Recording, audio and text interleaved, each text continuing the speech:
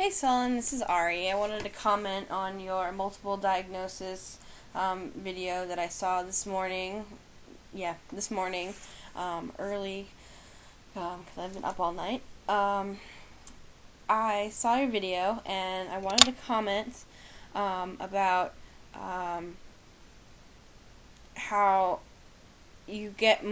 sometimes you get multiple diagnoses, like by, as you said, like borderline and social anxiety, or borderline and PTSD.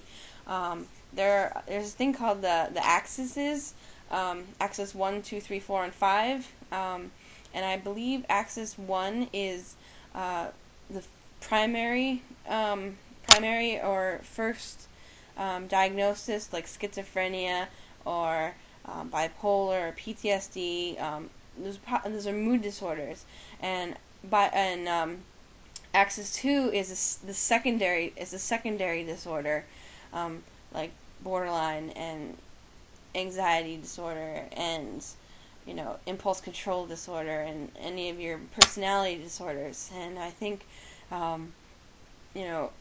axis 1 has more pull than axis 2.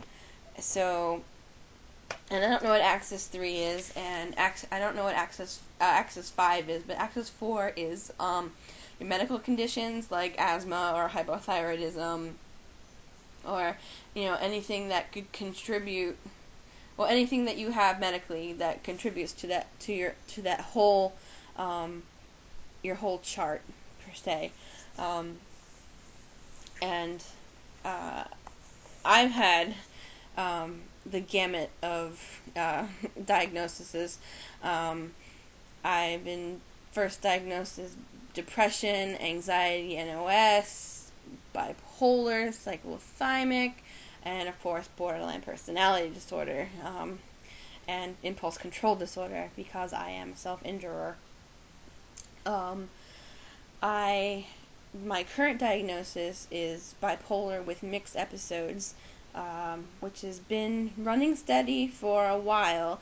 They haven't changed it in a little bit, so I guess that's pretty much what I'm dealing with right now. And every time they diagnose me with something else, I gotta go run and look up it on the computer and find out what it is, and make the little checklist to see if I remotely have that trait or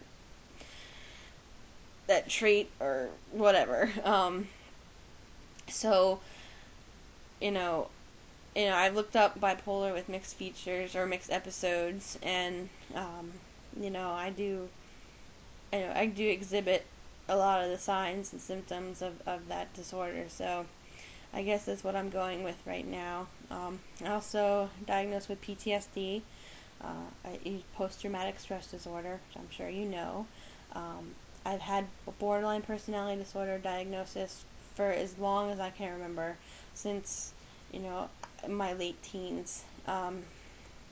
But it took a geographical change for somebody to look at my case again, and really look at and see what was going on. So I was kind of misdiagnosed in my other place that had better mental health care up there than I do here, and they're getting it right here, but not there. Anyway,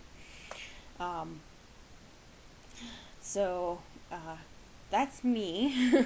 And I also wanted to comment on the treatment center thing that you were saying, how they don't treat all disorders or problems in one treatment center. And I think it's because, one, healthcare, health insurance. That if you were to go for eating disorder and bipolar and cutting or self-injury, you'd be there forever. You'd be there for a year, and health insurances won't pay that. And when you go to an eating disorder clinic, they'll touch on self-injury just a little bit, but they just want to get you better enough to kind of get stable and have that little extra coping skills, so you can get out there and start working on your other issue, like self-injury. I just went to SAFE for the second time back in March and April, and I came back. And I am still self-injuring. SAFE gave me the tools they gave me why I'm I know why I'm self-injuring. I know, I know all the mechanisms behind it. Yes, I still do it. It was an eye-opener, and it really changed my life, but there's just some disconnect between my head and my heart that I haven't been able to fully stop self-injuring for one reason or another. And it's really quite frustrating because I know it logically, and just emotionally I'm not there yet. I'm not there. So it doesn't it doesn't really matter what I've learned and whatnot. I'm still doing it. So and I don't want to be, and I really want to try and stop. So that's why I have a new therapist and a new psychiatrist that I'm working with to help alleviate this problem. It does help that the hospital system here in New Jersey is horrible, and I never ever ever want to go back to the hospital ever again, and that is a really big deterrent for me. So because I know if I self-injured, that's what would have happened to me, and that's just not an option for me right now. Although I do still struggle with urges, and I do, I use my coping skills, and I do all the logs that they give you at SAFE, and sometimes it's just not enough, and I just go to the quick fix, and it doesn't,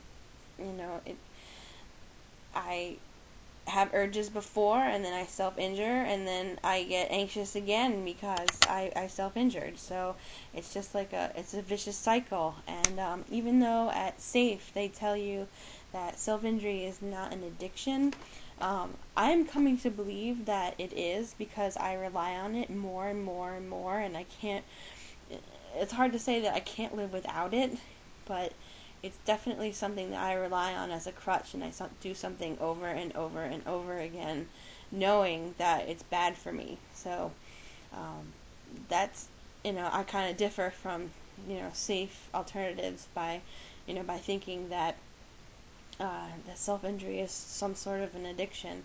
But, that's the way I'm going right now. So I want to thank you for making your videos. They're wonderful, and I look forward to seeing what people have responded to you. Bye.